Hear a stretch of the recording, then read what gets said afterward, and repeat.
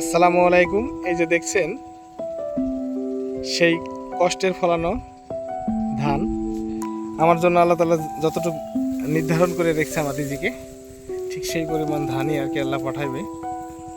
তো মাশাআল্লাহ, অসাধারণ ধান, কি বলবো, এটা ভাষা আমার নাই। এর আগের ভিডিওতেই বলছি, আল্লাহর কাছে লাখো কোটি শুকরিয়া আমার মতো পাপির জন্য এখন পর্যন্ত রিজিক আল্লাহ এই পৃথিবীতে পাঠাইছে।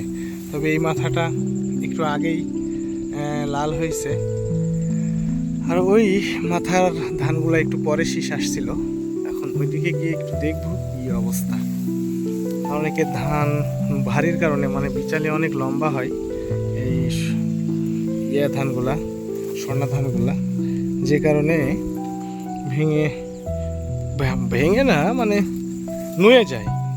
ধানের শীষের ভারিতে আর একটু বাতাস হলে নুয়ে যায়।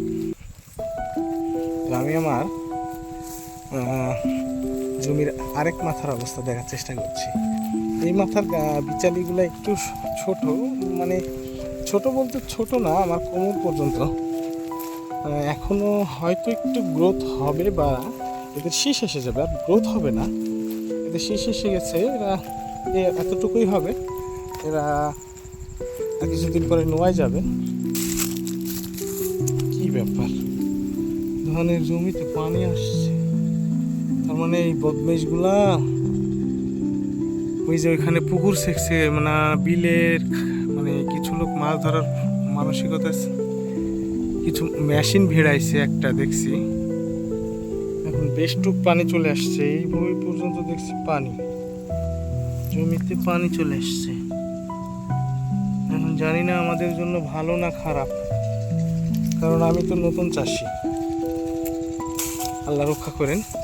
আর আমার পাশের জমির এই যে বাসনা ধান, সেই ধানটাও বেশ সুন্দর ছিল, এখন পাকার মতন হয়ে গেছে। তবে মনে হচ্ছে ধানে শীষ কেটে গেছে না কি হয়েছে আল্লাহ জানে, একটু দানা কম কয়েকটা শীষের। যেমন এই যে আমার হাতের উপরে একটা শীষ দেখতেছেন, এই ধানটার হচ্ছে দেখতেছেন দানা কম, মানে আগেই পেকে গেছে, অথচ অন্যগুলো পাকে নাই।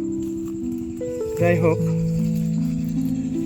এগুলো লিমিটেড, তো যার যতটুকু আসার ততটুকু আসবে। এগুলো কোনো হচ্ছে, ভিতরে এগুলো হয়ে গেছে শীষ। দোয়া করবেন সম্পূর্ণ ধানটা যেন কোনো ঝামেলা ছাড়া, বিচালি সহ ধান আমি যেন নিতে পারি। আমার যেহেতু গরু আছে।